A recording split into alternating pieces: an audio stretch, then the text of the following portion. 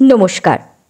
Vikram villa রহস্যের season 2 এর পরবর্তী পর্ব আজকে শোনাব। স্নিগ্ধা বাড়িতে ঢুকল। ঘরে ঢুকে সিঁড়ি বেয়ে উঠে গেল দোতলায় নিজেদের ঘরে। তন্ময় এখনও ঘুমিয়ে আছে। স্নিগ্ধা বাথরুমে ঢুকে স্নান সেরে ফ্রেশ হয়ে বাইরে এলো। খাটের কাছে গিয়ে তন্ময়কে ডাকল, তন্ময় ওঠো, শুনছো? তন্ময় আধো ঘুমে বলল, উঠছি। স্নিগ্ধা ড্রেসিং টেবিলের আয়নার সামনে গিয়ে দাঁড়ালো। ভেজা চুল কাঁধে নেমে এসেছে। সে ধীরে ধীরে আঁচড়াতে লাগলো, কিন্তু তার চোখে অন্যমনস্কতা, রাতের সেই আর্তনাদের কথা। এমন আর্তনাদ কার ছিল? এ সময় তন্ময়ের ঘুম ভাঙল। চোখ মেলে তাকাতেই স্নিগ্ধাকে দেখে থমকে গেল সে। সকালের কোমল আলোয় স্নিগ্ধা যেন আরও দীপ্ত, আরও অপরূপ লাগছে। হঠাৎই তন্ময়ের মনে এক অদম্য টান জাগল। উঠে গিয়ে নিঃশব্দে স্নিগ্ধাকে পিছন থেকে জড়িয়ে ধরল সে। অন্যমনস্ক স্নিগ্ধা কিছুই টের পেল না। হঠাৎ স্পর্শে সে কেঁপে উঠল। চোখ বড় বড় করে ঘুরে তাকিয়ে বলল, কে? তন্ময় হেসে বলল, আমি গো, আমি তোমার স্বামী। তোমাকে খুব আদর করতে ইচ্ছা করছে। স্নিগ্ধার মন ভালো নেই। সে কিছুটা বিরক্তির সুরে বলল, ছাড়ো। তন্ময় তার কাঁধের কাছে মুখ ঘষতে ঘষতে বলল, আহা, কি সুন্দর লাগছে তোমাকে এভাবে, এলো চুলে যেন সকালের শিশির ভেজা ফুল। স্নিগ্ধা চুপ করে রইল। তন্ময় এবার তাকে ঘুরিয়ে নিজের মুখোমুখি করল। স্নিগ্ধার মলিন মুখ দেখে অবাক হয়ে বলল, কি হয়েছে? এত অন্ধকার মুখ কেন?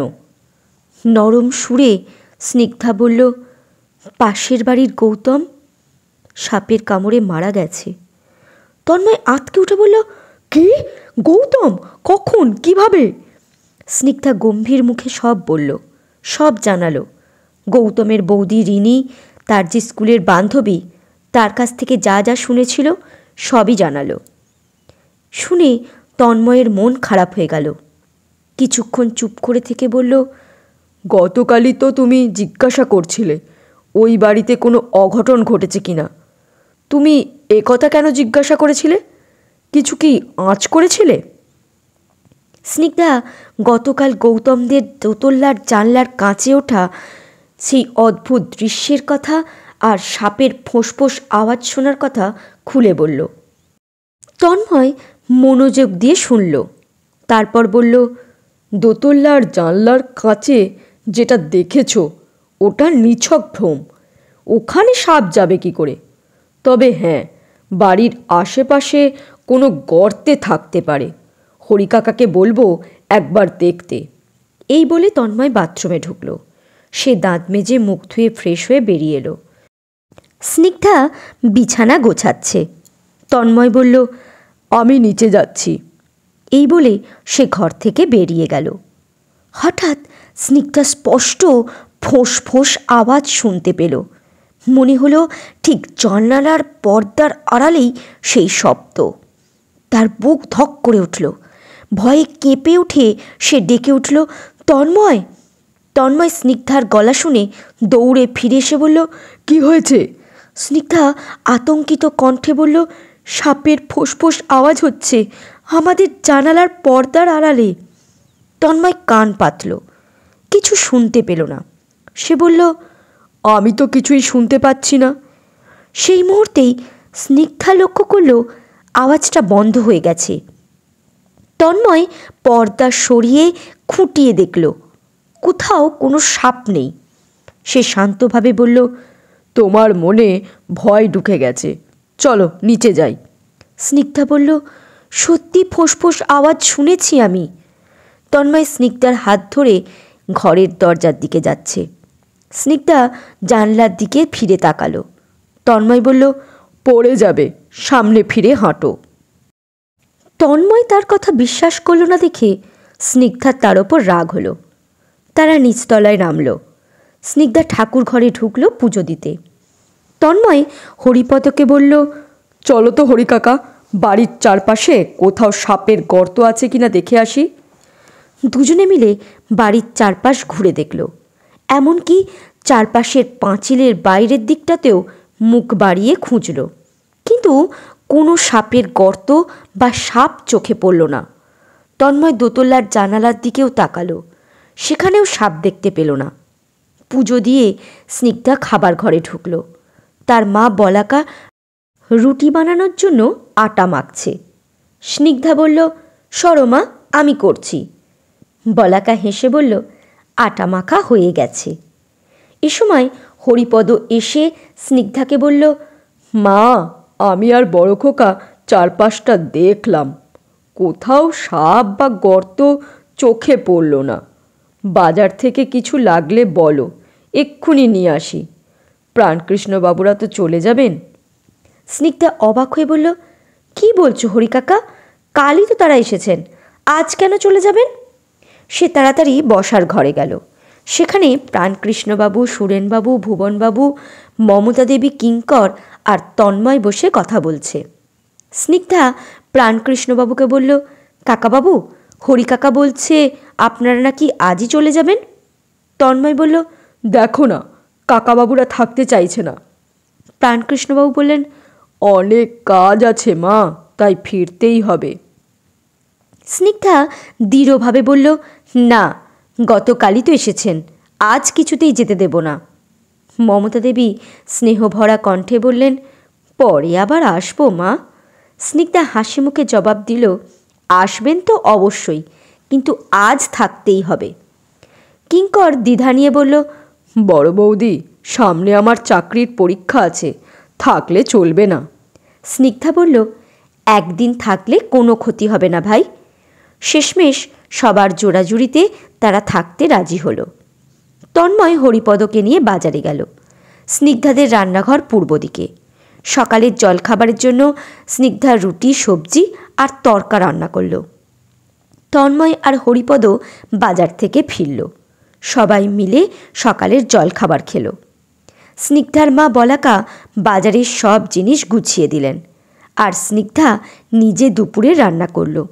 দুপুরে খেয়ে সবাই স্নিগ্ধার রান্নার প্রশংসা করল। পাশের বাড়ির গৌতমের অকাল মৃত্যুতে সবার মন খারাপ, কিন্তু স্নিগ্ধার মনটা বেশিই খারাপ। সে একটুখানি ভাত খেয়েই উঠে পড়ল। বলাকা বলল, আর একটু খা। স্নিগ্ধা মাথা নেড়ে বলল, খেতে ইচ্ছা করছে না মা। বলাকা বুঝতে পারল মেয়ের মনের অবস্থা, তাই আর জোর করল না। বিকেলের দিকে গৌতমের দেহ এলো। স্নিগ্ধা, তন্ময় আর হরিপদ দেখতে গেল। গৌতমের বাবা ঘরের ভেতরে আছেন, বেরোননি, কিন্তু ভেসে আসছে তার বুক ফাটা কান্নার শব্দ। গৌতমের মা মৃত ছেলের দেহের পাশে বসে হাহাকার করছেন। ছোট্ট মেয়েটি বারান্দায় দাঁড়িয়ে কাঁদছে। সে গৌতমের কাছে যেতে চাইছে, কিন্তু রিনি তাকে আটকে রেখেছে। রিনির চোখ লাল, ফোলা, তার চোখ দিয়েও জল গড়িয়ে পড়ছে। একজন মোটা বেঁটে লোক গম্ভীর মুখে বৃদ্ধাকে সামলাচ্ছে। হরিপদ বলল, এই লোকটা গৌতমের বরদা সুবীর। স্নিগ্ধা বুঝতে পারল এই রিনির স্বামী সুবীর।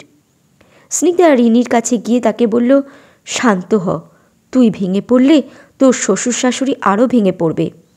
এবার সে ছোট্ট মেয়েটাকে দেখিয়ে বলল, এটা কে? রিনি বলল, ও আমার মেয়ে। গৌতমের দেহ বেশিক্ষণ রাখল না বাড়িতে, নিয়ে গেল শ্মশানে। স্নিগ্ধারা কিছুক্ষণ থেকে ফিরে এলো। বাড়ি এসে স্নিগ্ধা আবার স্নান করে সন্ধে দিল। রাতে খাওয়া দাওয়ার পর সবাই বেশ কিছুক্ষণ খাবার ঘরে বসে গল্প করল।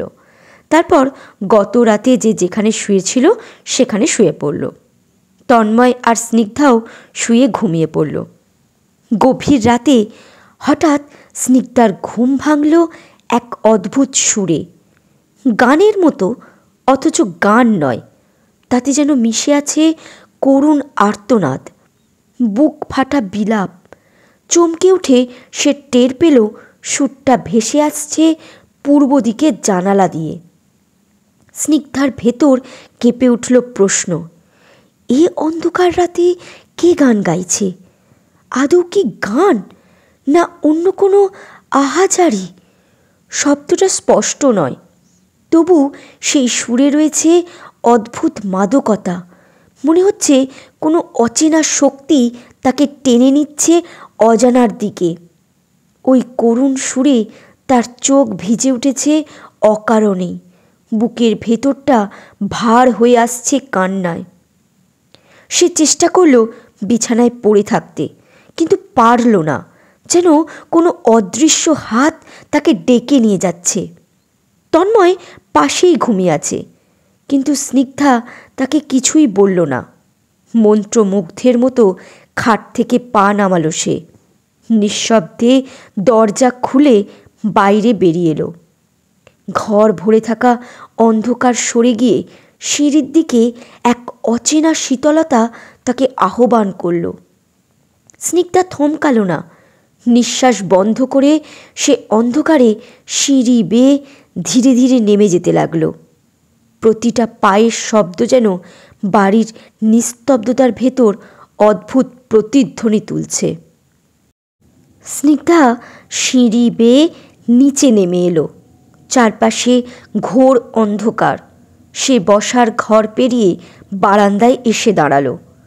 পূর্ব পাশের বাড়ির দিক থেকে এখনো ভেসে আসছে সেই করুণ সুর। মন্ত্রমুগ্ধের মতো স্নিগ্ধা গেটের কাছে এগোলো। কাঁপা হাতে দেওয়ালের একদিকে আড়ালের পেরেকে ঝোলানো চাবিটা নিয়ে তালায় ঢোকালো। ঠিক সেই মুহূর্তে হঠাৎ বারান্দার আলো জ্বলে উঠল।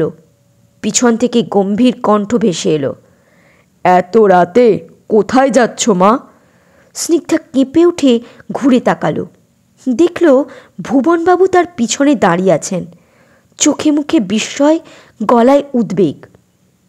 স্নিগ্ধার হাত থেকে প্রায় চাবিটা পড়ে যাচ্ছে। সে তোতলাতে তোতলাতে বলল, পাশের বাড়ি, কান্নার মতো, গানের মতো সুর, তাই। ভুবনবাবু গম্ভীর মুখে কান খাড়া করে কিছুক্ষণ দাঁড়িয়ে রইলেন। তারপর শান্ত স্বরে বললেন, আমি তো কিছুই শুনতে পাচ্ছি না মা, বাইরে তো গভীর রাত। স্নিগ্ধা কেঁপে উঠে বলল, তুমি শুনতে পাচ্ছ না কাকু? ভুবনবাবু এক মুহূর্ত স্থির হয়ে রইলেন। তারপর ধীরে ধীরে মাথা নেড়ে বললেন, না মা, আমি কিছুই শুনছি না। স্নিগ্ধা লক্ষ্য করল সত্যি আর কোনো শব্দ নেই। চারপাশে আবার সেই গভীর নিস্তব্ধতা। ভুবনবাবু দীর্ঘশ্বাস ফেলে বললেন, হয়তো গৌতমের মা বাবার কান্নার আওয়াজ শুনেছ। ওদের দুঃখ তো পাহাড় সম। স্নিগ্ধা মাথা নেড়ে বলল, না কাকু, আমার মনে হয় ওই আওয়াজ ওদের ছিল না। ভুবনবাবু চিন্তিত হলেন। তারপর বললেন, কয়েকদিন ধরে খুব খাটনি যাচ্ছে তোমার, শুতে যাও। আমার গলা শুকিয়ে গেছে, তাই জল খেতে ঘর থেকে বেরিয়েছিলাম। ভাগ্যিস এলাম, নইলে তুমি একা একা বাইরে বেরিয়ে যেতে। তুমি যদি আবার কিছু শোনো, আমাকে বা হরিপদকে ডাকবে, একা বেরোবে না। স্নিগ্ধা কাঁপা হাতে চাবিটা আবার পেরেকে ঝুলিয়ে রেখে নিঃশব্দে ওপরে নিজেদের ঘরে গিয়ে শুয়ে পড়ল। এবার আর কোনো আওয়াজ শুনতে পেল না, কিন্তু বুকের ভেতর তার হাজারো প্রশ্ন ঘুরপাক খেতে লাগল। পূর্ব দিকের ওই বাড়ি থেকে আসা শব্দ আমি ছাড়া আর কেউ কেন শুনছে না? আমাকে কি কেউ ভয় দেখাতে চাইছে? কিন্তু কেন? আমি তো কারোর ক্ষতি করিনি। আমাকে ভয় দেখিয়ে কার লাভ হবে? এইসব নানা প্রশ্নের উত্তরেই চোখ বুজে এলো স্নিগ্ধার। ধীরে ধীরে সে ঘুমিয়ে পড়ল। খুব ভোরে উঠে স্নিগ্ধা ফ্রেশ হয়ে রান্নাঘরে ঢুকল। ভেতরে তার মা বলাকা ইতিমধ্যেই গোছগাছ শুরু করে দিয়েছে। স্নিগ্ধা চায়ের জল বসালো। তার বাবা সুকৃতিবাবু এসে বললেন, আমরাও আজ ফিরে যাব মা, স্কুল আছে। স্নিগ্ধার বাবা স্কুলের শিক্ষক, এখনও অবসরের 2 বছর বাকি। স্নিগ্ধা জিজ্ঞাসা করল, কখন যাবে বাবা? প্রাণকৃষ্ণবাবুরা বেরিয়ে গেলেই। ঠিক আছে। সুকৃতিবাবুর বাড়ি এখান থেকে বেশি দূরে নয়, অটোতে 10-15 মিনিটের মতো পথ। স্নিগ্ধা 2 রকমের লিকার চা তৈরি করে কাপে ঢালল, সঙ্গে আরেক রকম দুধ চিনি দিয়ে চা করল। হরিপদ বলল, দাও মা, আমি ট্রেতে করে বাবুদের চা দিয়ে আসি। স্নিগ্ধা হেসে বলল, না না, আমি নিজেই নিয়ে যাচ্ছি। এর ভেতরে চিনি দেওয়া আর চিনি ছাড়া চা আছে, তুমি বুঝতে পারবে না। তুমি বরং বিস্কুটের কৌটোটা নিয়ে এসো। চায়ের ট্রে নিয়ে স্নিগ্ধা সুরেনবাবুর ঘরে গেল। হরিপদ বিস্কুট নিয়ে তার পিছন পিছন ঢুকল। ভেতরে সবাই বসে গল্প করছে।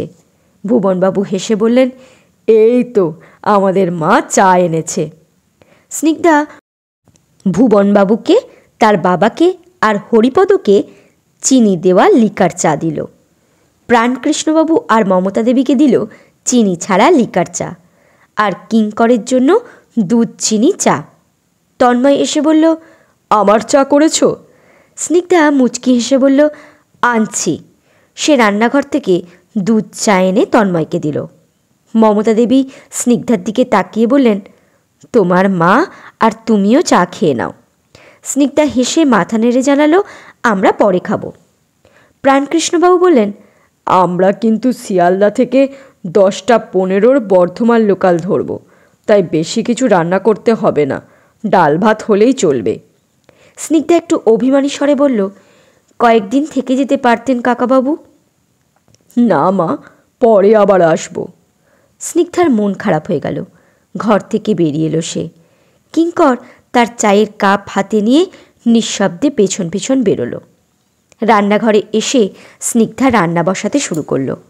পাশে বসে তার মা সবজি কাটছে। দরজার কাছে এসে কিঙ্কর দাঁড়ালো। স্নিগ্ধা তাড়াতাড়ি একটা চেয়ার টেনে এনে বলল, বসো ভাই। কিঙ্কর বলল, না না বড় বৌদি, চেয়ার লাগবে না। তুমি বসো তো। চেয়ারে বসে কিঙ্কর চায়ের কাপে আস্তে আস্তে চুমুক দিল। তোমাদের কথা খুব মনে পড়ে বড় বৌদি, তোমরা আর যাবে না বিক্রমবিলায়? স্নিগ্ধা দীর্ঘশ্বাস ফেলে বলল, যাব না কেন, নিশ্চয়ই যাব। তবে সেখানে গিয়ে থাকা হবে কি না জানি না। মা, কাকিমা, কণিকা, মৃন্ময়, রকি সবই তো মৃত হয়েও সেই বাড়িতেই ছিল। তাদের সান্নিধ্য কিছুদিনের জন্য হলেও পেয়েছিলাম, কিন্তু ওরা ভয়ানকভাবে খুন হয়েছিল সেই বাড়িতে। সেখানে গেলেই সেই করুণ মুখগুলো মনে পড়ে যাবে, তাড়া করে ফিরবে আমাদের। মনটা শুধু ওদেরই খুঁজবে। বড্ড ইচ্ছে করে আবার ফিরে পেতে ওদের। কথাগুলো বলতে বলতে স্নিগ্ধার চোখ ভিজে এলো। কিঙ্কর কিছু বলল না। তার বুক মোচড় দিয়ে উঠল কণিকার জন্য। নিঃশব্দে উঠে দাঁড়িয়ে সরে গেল সে। স্নিগ্ধার রান্না হলে সবাই খেয়ে নিল। প্রাণকৃষ্ণবাবু, মমতা দেবী আর কিঙ্কর প্রস্তুত হয়ে নিলেন ফেরার জন্য। বিদায়ের মুহূর্ত যেন ঘরে এক অদৃশ্য ভার ছড়িয়ে দিল। কারোর মনই ভালো নেই। তন্ময় মোবাইল বের করে উবের বুক করল। কিছুক্ষণ পর গাড়ি এসে গেটের সামনে দাঁড়ালো। সবাই বাইরে বেরোলো। স্নিগ্ধা প্রাণকৃষ্ণবাবু আর মমতা দেবীর পায়ে প্রণাম করে বলল, আবার আসবেন। কথাটা বলতে বলতে তার গলা ধরে এলো, চোখ ভিজে উঠল। অশ্রু গড়িয়ে পড়তেই প্রাণকৃষ্ণবাবু ও মমতা দেবীর চোখেও জল এলো। মমতা দেবী তাকে বুকে জড়িয়ে ধরে কাঁপা কণ্ঠে বললেন, তোমরা ছাড়া তো আমাদের আর কেউ নেই মা। তোমার মাঝেই আমি আমাদের পল্লবীকে ফিরে পাই। সুরেনবাবু প্রাণকৃষ্ণবাবুকে শক্ত করে জড়িয়ে ধরে বললেন, আবার আসিস। প্রাণকৃষ্ণবাবু দীর্ঘশ্বাস ফেলে বললেন, তোদের কাছে আসবো না তো কোথায় যাব? ওই বাড়িতে তো একা থাকতে ইচ্ছে করে না। তোদের বাড়ির দিকে চোখ পড়লে বুকটা ভেঙে যায়। কি ছিল আর কি হলো। স্নিগ্ধা চোখ মুছে ধীরে ধীরে বলল, আপনারাও এখানে চলে আসুন কাকাবাবু, সবাই মিলে একসঙ্গে থাকব। মায়াভরা দৃষ্টিতে প্রাণকৃষ্ণবাবু তার দিকে তাকিয়ে বললেন, তা হয় না মা, তুমি যে তোমাদের কাছে আমাদের থাকতে বলেছ, এটাই বড় পাওয়া। এখন দেরি হয়ে যাচ্ছে। এই বলে তারা গাড়িতে উঠে বসলেন। স্নিগ্ধা কিঙ্করের দিকে তাকিয়ে বলল, আবার কিন্তু এসো ভাই। কিঙ্কর মাথা নেড়ে নরম গলায় উত্তর দিল, আসছি বড় বৌদি। প্রাণকৃষ্ণবাবু গাড়ির ভেতর থেকে সবার দিকে তাকিয়ে বললেন, যাই তবে, তোরা ভালো থাকিস। তন্ময়ও তাদের সঙ্গে গাড়িতে উঠল, শিয়ালদা পর্যন্ত পৌঁছে দিয়ে ট্রেনে তুলে দেওয়ার জন্য। গেট থেকে গাড়ি ধীরে ধীরে বেরিয়ে গেল। দূরে মিলিয়ে গেল বিদায়ের সুর। কিছুক্ষণ নিঃশব্দে দাঁড়িয়ে থেকে স্নিগ্ধার বাবা মাও রওনা হলেন নিজেদের বাড়ির দিকে। স্নিগ্ধার মন খারাপ করে রান্নাঘরে বাসন মাজছে। হঠাৎ পূর্ব দিক থেকে ভেসে এলো সেই শব্দ, ফস। চমকে উঠে সে তাকালো পাঁচিলের দিকে। দেখল পাঁচিলের ওপর বড় একটা সাপ ফনা তুলে তার দিকে তাকিয়ে আছে। তার চোখ লালচে, মুখ থেকে নিরন্তর ফোঁস-ফোঁস শব্দ বেরোচ্ছে। স্নিগ্ধার শরীর কেঁপে উঠল, গলা শুকিয়ে গেল। অজান্তেই তার মুখ দিয়ে বেরিয়ে এলো, হরি কাকা। কিন্তু হরিপদ তো কাছে নেই। ছাদের প্যান্ডেল খোলার কাজে কিছু লোক এসেছে, সে এখন তাদের সঙ্গেই ছাদে। সাপটি হঠাৎ ফনা নামিয়ে ধীরে ধীরে পাঁচিল টপকে ওপাশে নেমে গেল। স্নিগ্ধার ভেতরে শুধু একটাই চিন্তা, সাপটা যদি ওদিকে গিয়ে কাউকে কামড়ে দেয়। সে আর দেরি না করে দৌড়ে বাইরে বেরোলো, সোজা রিনিদের বাড়ির দিকে গেল। স্নিগ্ধা রিনিদের বাড়ির গেটের কাছে এসে দেখল গেটটা বন্ধ। গেটটাতে লোহার পাত দেওয়া। বাইরে থেকে ভেতরে একেবারেই কিছু দেখা যাচ্ছে না। গেটের পাশে পাঁচিলের গায়ে একটা কলিং বেল লাগানো আছে। সে উদ্বিগ্ন হয়ে তাতে চাপল, কিন্তু সেটা বাজলো কি না সে বুঝতে পারল না। কারোর সাড়া নেই। সে হাত বাড়িয়ে গেটে হালকা ঠেলা দিতেই গেটটা নিঃশব্দে খুলে গেল।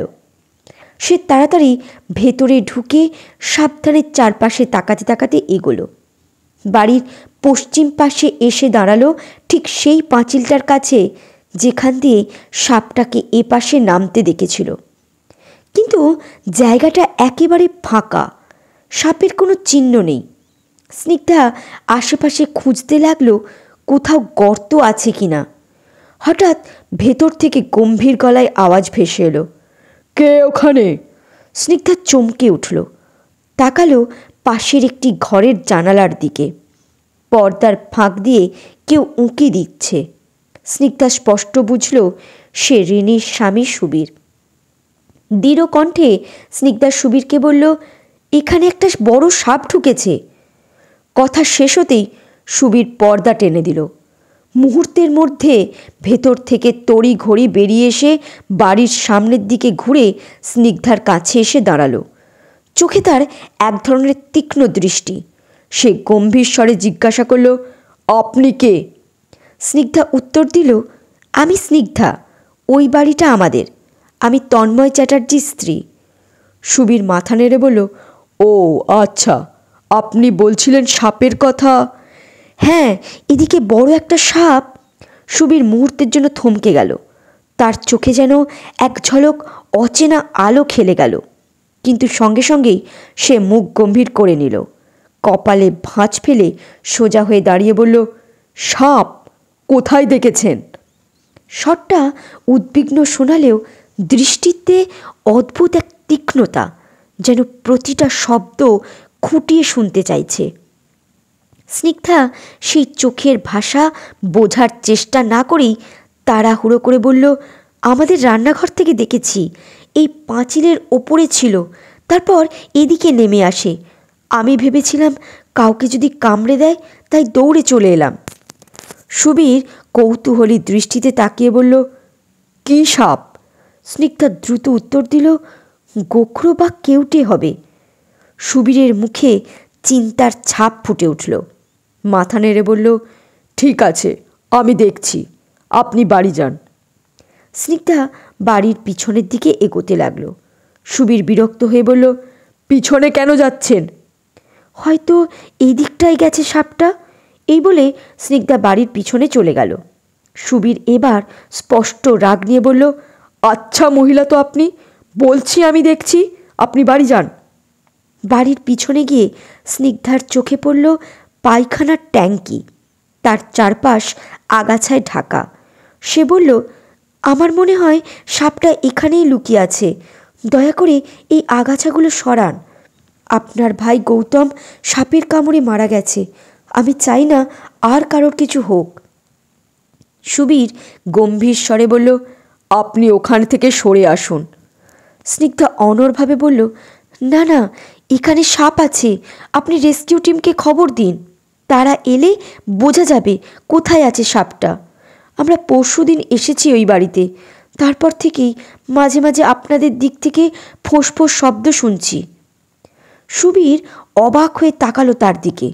স্নিগ্ধা অনুনয়ের সুরে বলল, একবার খুঁজে দেখুন, আপনাদের বাড়ির ভেতরে কোথাও সাপটি আছে, হয়তো আপনাদের ক্ষতি করতে পারে, এমনকি পাঁচিল টপকে আমাদের দিকেও যেতে পারে। এই বলে স্নিগ্ধা বাড়ির সামনের দিকে বারান্দার কাছে গিয়ে ডাক দিল, রিনি। রিনি বেরিয়ে এসে অবাক হয়ে বলল, তুই? কি হয়েছে রে? স্নিগ্ধা দম নিয়ে বলল, তোদের বাড়িতে একটা বড় সাপ ঢুকেছে। রিনির মুখটা হঠাৎ সাদা হয়ে গেল, ভয়ের ছাপ স্পষ্ট হয়ে উঠল। সে বিড়বিড় করে বলল, সাপ? হ্যাঁ রে, সাবধানে থাকিস। এই বলে স্নিগ্ধা তাড়াতাড়ি বাড়ি থেকে বেরিয়ে গেল। স্নিগ্ধা মন খারাপ করে নিজেদের বাড়িতে ফিরে এসে বসার ঘরে ঢুকল। চোখে মুখে তার অস্বস্তি আর আতঙ্কের ছাপ। হরিপদ জিজ্ঞাসা করল, কোথায় গিয়েছিলে মা? স্নিগ্ধা উত্তর দিল, সুবীর বাবুদের বাড়িতে। ভুবনবাবু শুনে এগিয়ে এসে বললেন, ভালো করেছ, প্রতিবেশীদের দুঃখে পাশে দাঁড়ানোই উচিত। স্নিগ্ধা একটু দ্বিধা নিয়ে বলল, আসলে ওনাদের বাড়ির ভেতরে একটা সাপ ঢুকেছে, তাই খুঁজতে গিয়েছিলাম, আর সাবধানও করে এসেছি। ভুবনবাবুর কপালে ভাঁজ পড়ল। সাপ কিভাবে ঢুকলো? স্নিগ্ধা পুরো ঘটনাটা খুলে বলল। শুনে ভুবনবাবু আর হরিপদ দুজনেই গম্ভীর হয়ে গেলেন। হরিপদ ধীরে ধীরে মাথা নেড়ে বলল, এসেই দেখি কি ফ্যাসাদে পড়লাম, সাপের ভয়ে এখন তো দরজা জানালা খোলাই যাবে না। স্নিগ্ধা দোতলায় উঠে স্নান সেরে পুজো দিয়ে তাদের ঘরের পূর্ব দিকের জানালার পাশে গিয়ে দাঁড়ালো। সেখান থেকে দেখতে পেল দুজন লোক এসেছে। রিনিদের বাড়ির চারপাশটা ঘুরে ঘুরে কিছু খুঁজছে। স্নিগ্ধা বুঝল এরা নিশ্চয়ই রেস্কিউ টিমের লোক। বুকের ভেতর জমে থাকা আতঙ্ক একটু হালকা হলো। সে স্বস্তির নিঃশ্বাস ফেলে জানলার পাশে দাঁড়িয়ে রইল। এমন সময় তন্ময় ঘরে ঢুকে বলল, কি দেখছো ওদিকে? আবার সাপের ফোঁস আওয়াজ পেয়েছো নাকি?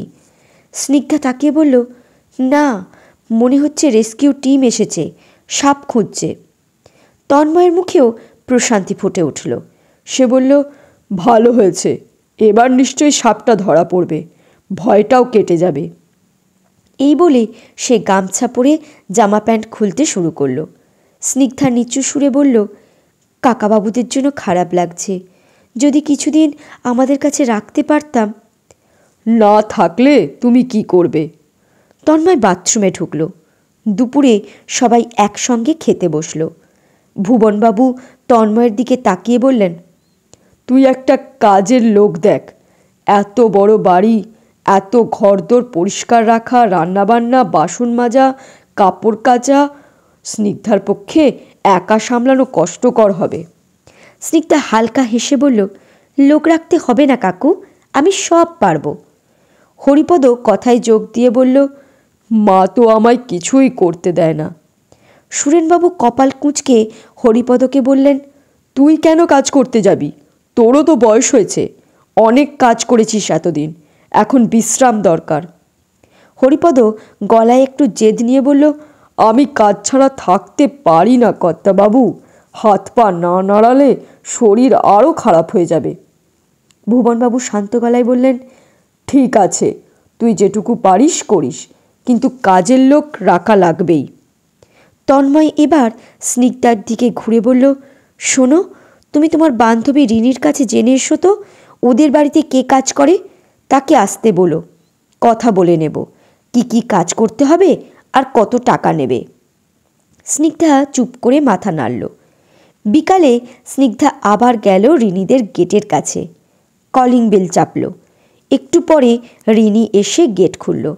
স্নিগ্ধা কৌতূহলী চোখে জিজ্ঞাসা করল, সাপটা কি ধরা পড়েছে? রিনি বলল, না রে, রেস্কিউ টিম অনেক খুঁজল, কিন্তু কিছুই পেল না। স্নিগ্ধা ভ্রু কুঁচকে বলল, তাহলে পাঁচিল বেয়ে অন্যদিকে চলে গেছে হয়তো।